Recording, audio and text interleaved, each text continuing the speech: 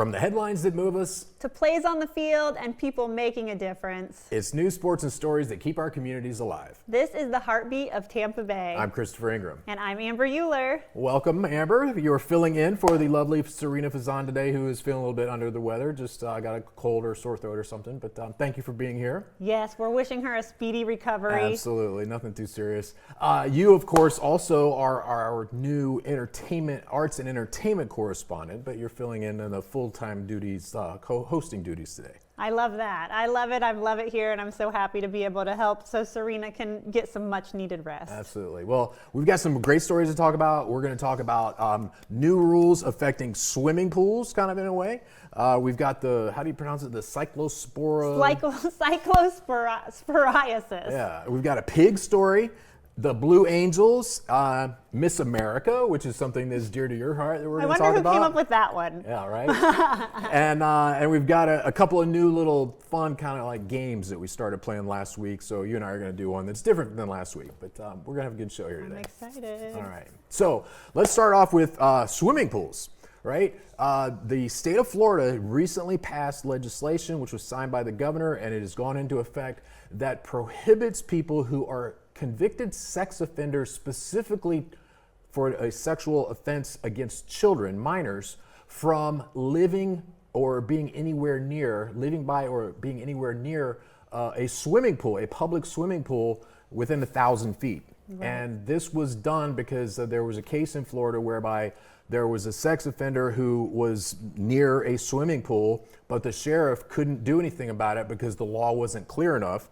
So a legislator from here in Pinellas County, they sponsored a bill which is passed and the governor signed, and now sex offenders who have committed an offense against a minor cannot be anywhere near a public swimming pool within 1,000 feet. What are your thoughts on that? Well, I think you and I both know in Florida that's going to be a difficult ask. A lot of pools. There's a lot of pools, a lot of public pools, and then that also goes into not being able to be around schools, to be around daycares. There's some other things. A lot of limitations, yeah. There's a lot of limitations, and I think that if you're not allowed to live within a school, 1,000 feet of a school or 1,000 feet of a park, then a swimming pool does make good common sense. Yeah. Children in bathing suits. It's not a good scene for not a good recipe. Sex offender. No, yeah. Not at all. My girls used to swim and also play volleyball, and it got so bad with just like perverts being at the swim meets and at the volleyball meets, because like these girls, the volleyball outfits that the girls wear are pretty like revealing, if you will.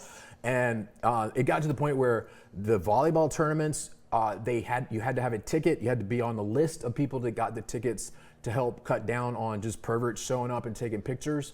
And at the swim meets, they had to ban taking pictures when the kids were like on the diving platform, because these perverts would show up and take pictures of them in their bathing suits and stuff. It's sick. Like, people are sick in the head. Wow. I didn't know that was... Yeah, it's a thing, unfortunately. Yeah, you should definitely have to like have a child participating and have a ticket and be like on an approved list if that type of thing is going on. I think that this is good common sense, and I know you've said that you love living in Florida because we make good common sense laws. You loved that we were bringing back cursive. Yeah. But I think what's going to happen is this is going to make sex offenders harder to track, because I think they'll be untruthful. I think they won't be able to find housing, and I think that they'll probably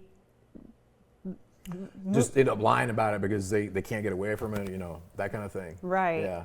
And it's important, as we've already said, though, it only applies to those who are convicted of a sex offense against a child, and it's 1,000 feet. And I just kind of wonder, though, too, I think it's better to have this law than to not have it. Right. But at the same time, okay, they can't actually be at the pool. That's good.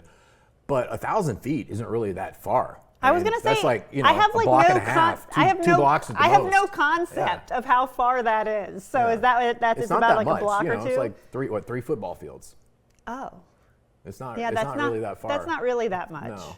But at least it'll prevent them from being right there at the pool, which prior to this they were allowed to be, because the law was not clear enough in defining that a swimming pool, the judge said, is not defined as a recreational area. The law previously said they can't be in recreational areas. It absolutely is a recreational area. Who is this judge, right? And it's That's kids in their sense, swimsuits.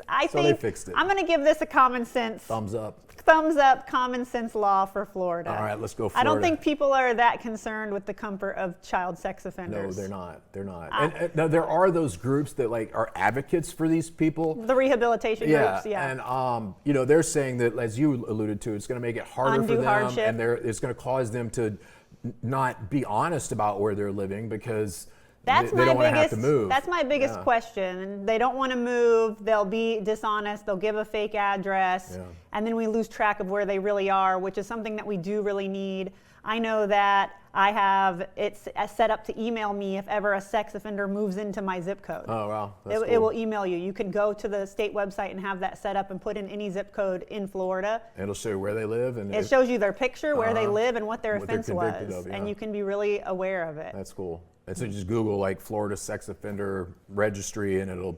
Yep, and you can go in there and register. You can not only look up, near your address, you can look up any zip code, and then it proactively emails you when they move into your area. That's cool. That's good. I get the Every emails. parent should do that, right? I get the actual emails from my old address still too. So that's something people can do to help combat this. Good way to keep your kids safe. All right, say this word for me because cyclosporiasis. It sounds so cool. It's so heavy. It's not cool. It's not cool, right? It's not cool at all. This is bad news. You do not want to get this bug. Gastrointestinal issues. So the FDA is investigating iceberg lettuce sent to allegedly Taco Bell's, and it came from Taylor Farms. So now it's in 30 states. Over 7,000 cases reported, 90 cases in Florida. Florida's on the map. We have it. And it causes explosive diarrhea, is that right? Extreme. They say it's so bad that like you go to the hospital or the ER. Wow. Because think about how much that dehydrates you. It's an intense intestinal pain. Yeah. But they've allegedly traced it to Taylor Farms. People have reached out to Taylor Farms for comment. They have given no comment yet. But Taylor Farms might sound familiar to you because in 2024 they were responsible for an E. coli outbreak where they had to take the onion slivers off of quarter pounders with cheese. I remember that. Yes, that was a Taylor Farms from Mexico. And in so they have a history. In 2013, there were 600 people who were sick with cyclosporiasis, also from Taylor Farms. This one so far, though, has only been at Taco Bell, right? No, they're not sure. Oh, they're not sure? They're not sure. They've traced it definitely to a Taco Bell. Michigan has gotten the most sick. Okay. Poor Michigan. One way or the other, this gives new meaning to running for the border when you eat at Taco Bell. Remember that used to be their slogan? Yeah, run for the border. People People made fun of it because it was like, you eat this stuff and you got to run to the bathroom. Well, people also find it to be deeply offensive. Right, the border. Mexican. Right, I'm Mexican, and I know that, it could be offensive. Yeah, so it didn't age well. Taco Bell has had its share of missteps. They had the fake meat kind of thing. Oh, man, Taco Bell can't catch a break. Taco Bell. So if you go to Taco Bell, no lettuce. Okay, let's talk pigs, but not bacon. Oh, yes, Waddles. Waddles the pig. Tell us about Waddles. Okay, Waddles the pig was, let me see, I wrote it down. He was at SPCA in Pinellas in Largo. That's right. And he was dropped off there because he was sunburnt. Yeah, right? No, he got dropped off there, and they're alleging that he had skin issues, but he was fine. Okay. While he was at the SPCA, he was out in a pen in the open. They call him Waddles because he doesn't have good mobility. Okay. And they're alleging that he couldn't get in to the enclosure that was in his pen. And so he got severe sunburn. And it went viral on TikTok. Somebody took a video of Waddles the pig, they put it on TikTok, and it got 2.5 million views. And so Pork Butt Pastures is an animal rescue that went and rescued Waddles. From the SPCA. And it's important to note, for people that don't know, SPCA is the Society for the Prevention of Cruelty to Animals, and this is their Largo affiliate. Yes, that's exactly right. And so, good news, Waddles has been at Pork Butt Pastures for over a week. He has an enclosure now that has shade, and he's getting better. So another a pig rescue center saved the pig from the SPCA Largo. Yes. Which is crazy because they're supposed to be the ones that care the most, right? I mean, that's how they build themselves, is like. The SPCA got the Pinellas County Animal Services gave them an animal cruelty citation. Wow. And the SPCA is actually in court today fighting those allegations. Right. Well, stay tuned. We'll have to keep an eye on this. I know, but good. No matter what, Waddles is better. He's improving. Does he have a stay of execution from ending up at the slaughterhouse? I think at Pork Butt Pastures they get to live out the remainder of their lives. His pigly life. Yes, we're so happy. I'm super happy. I think we had a little video of that. We're showing a little video of it. Yes, definitely. At least I hate graphic warning, like the video of him sunburnt is. Yeah, it's a little painful. It makes you, it hurts. Yeah. You internalize, and we've all had a sunburn. Right, that's what I was thinking when we've I first all had read a sunburn. He got a sunburn. Like Big a deal in really Florida, bad we've one. all had a sunburn, really bad sunburns. But I mean, the pig doesn't have enough sense to know to go out of the sun, especially if it doesn't have a shelter to do so. Well, there was a shelter in his enclosure. I think he couldn't get in it. Maybe he's too fat. Maybe they put him on a diet. Oh, Waddles is kind of fat. Waddles needs to go on a diet. Pig on a diet. Blue Angels. The Blue Angels is crazy. So I'm really afraid. I have this huge fear of going to air shows because I feel like something always happens at the air show. It happens. Like the plane crashes, they have to eject, they hit each other, and it's always in Florida. We always hear about it. And so what happened up in, I believe, Pensacola. Mm-hmm. The Blue Angels were doing a flyover, and we have video we're going to show. The flyover. Let's take a look at it. Yes.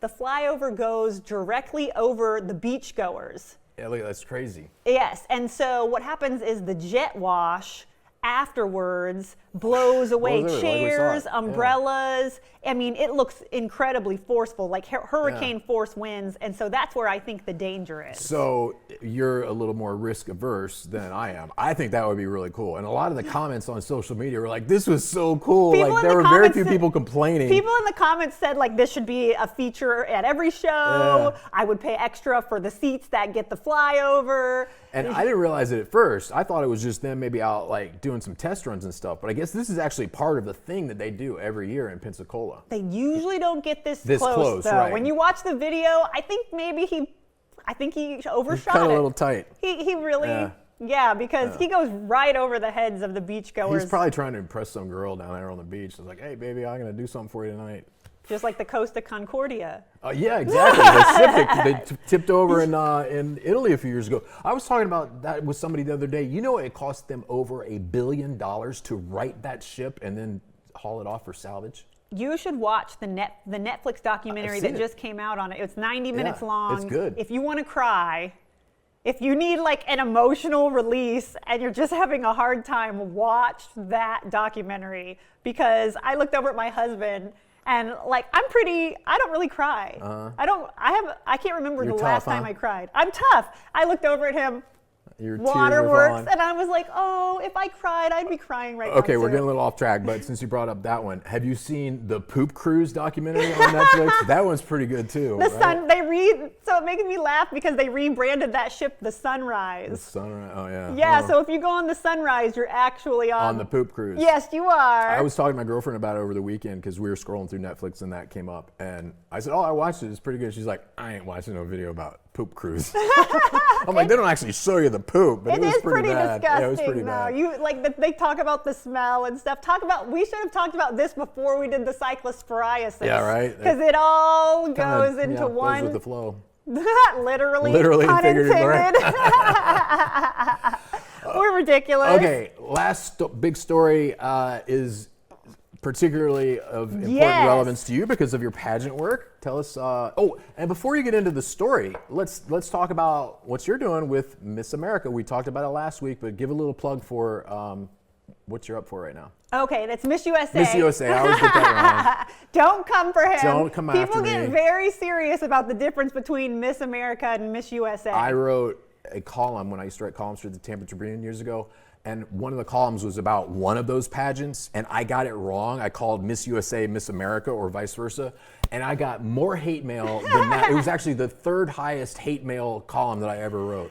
Because people are very serious. People in Passionate. pageantry who care about pageantry are very serious about it. And the Miss America opportunity is actually a scholarship fund. It's one of the largest scholarship funds for women in the United States. Cool. And then the Miss USA is more of a classic beauty pageant. It has swimsuit. And Miss America doesn't. Miss America does a fitness round. Okay. And then Miss America is scored more highly based on your interview, your onstage question, and then the philanthropic work they do throughout the year. And then they have a talent. Miss America is the one with a talent. Now, let me tell you how lucky I am.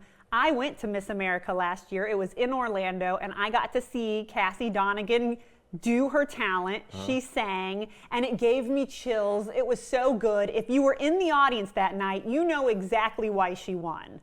Because she was incredible. She had the best onstage answer, in my humble opinion, and she had the best talent, in my humble opinion. Is Casey, is she the one that we had the video of that sang at the ball game the other night? Cassie, yes. Cassie. Yes. Okay, let's take a look at the video real quick. Right. And just to get a look at her and So listen she to her sang- singing. yes. Okay, take a look.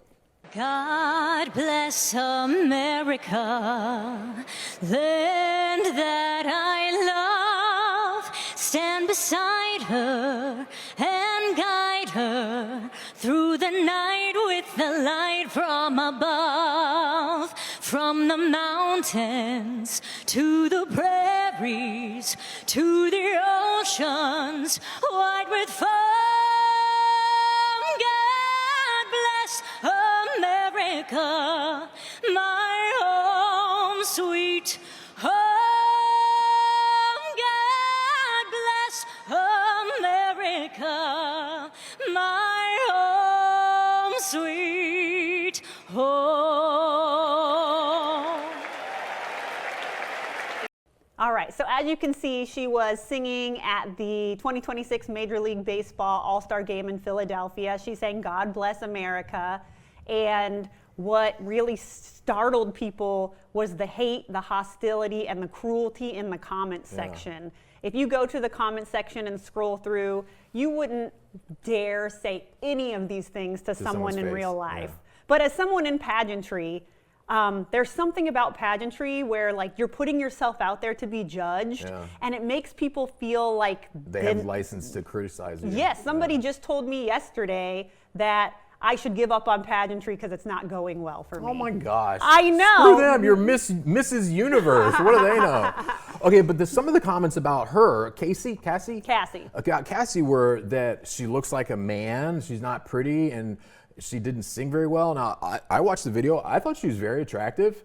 And she was. I can tell you she was beautiful on that stage. I was not crazy about her rendition of the national anthem because I thought it was a little bit fast, and I like to hear the national anthem as it was meant to be sung, not people putting their own little spin on it. But it wasn't terrible. I mean, I've definitely heard worse. But it's really just crazy. It boggles my mind. It's like you said, people will say stuff online that they would never come up to her and say, "You look like a man," or "You're ugly." People, I'm sure if they saw her in real life, they'd ask for a picture. Yeah, right. But people can only tear you down if they're beneath you. And what I hate about this and about social media is that she put herself out there. She kind of knows what she signed up for. I'm sure at this point she's got a thick skin like most people in pageantry. But what happens is other young girls see that and they see, oh, if I try, if I go for something, if I put myself out there to do a pageant or to join a swim club or to do a race, then people are going to pick me apart and they're going to tear me down. And so it makes people not want to go for their dreams and goals because they're scared of what the comment section is going to say. Okay, back to you. So you're in this competition online.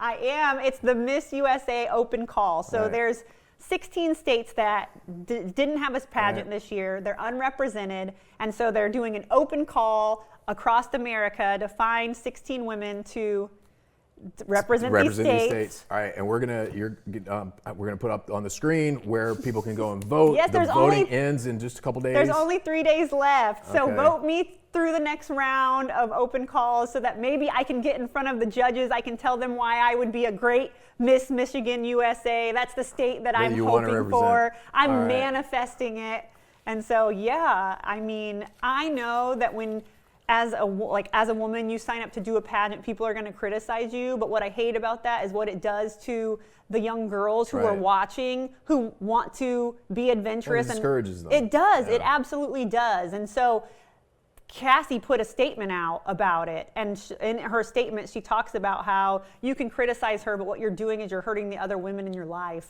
And I really agreed with that. Good for her and good for you. Yeah, she. And we wish you luck in your competition. Yeah, vote for me. I gotta go vote. I forgot to vote today, but No! I will.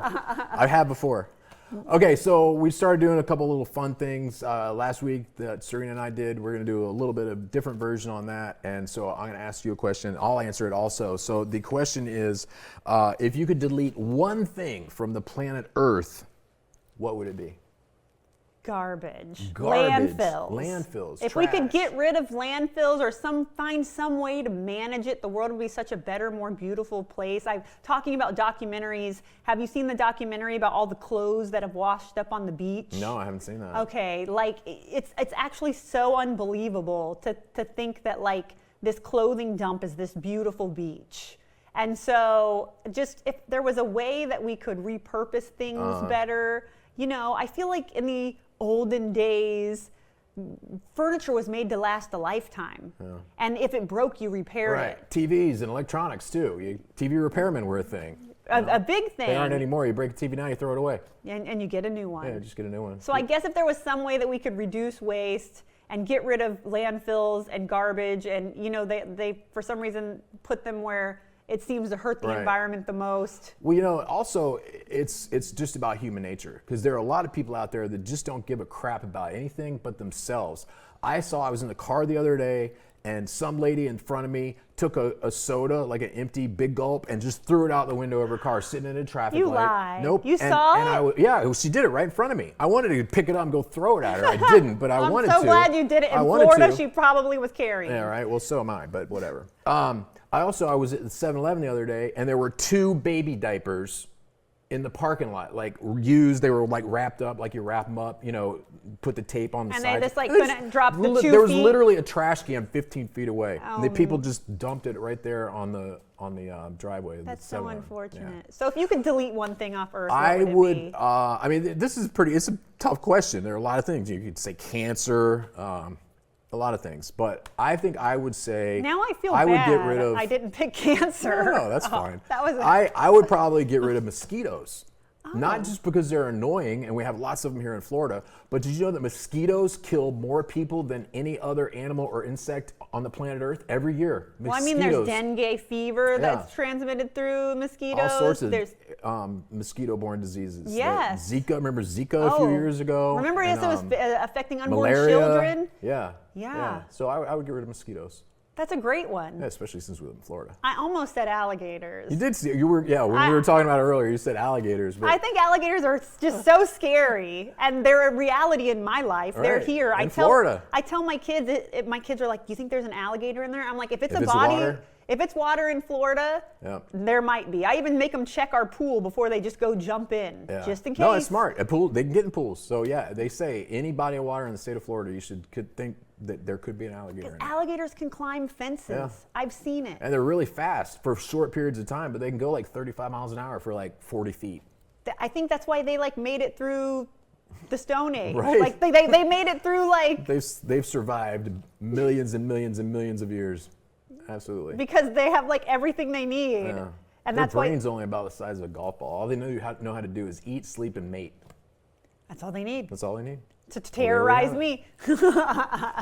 Thanks for being here again today, Amber. Thank you. Every story shared adds another heartbeat to Tampa Bay. From courage to community. We're proud to tell the stories that keep our neighbors strong. Thanks for watching The Heartbeat of Tampa Bay.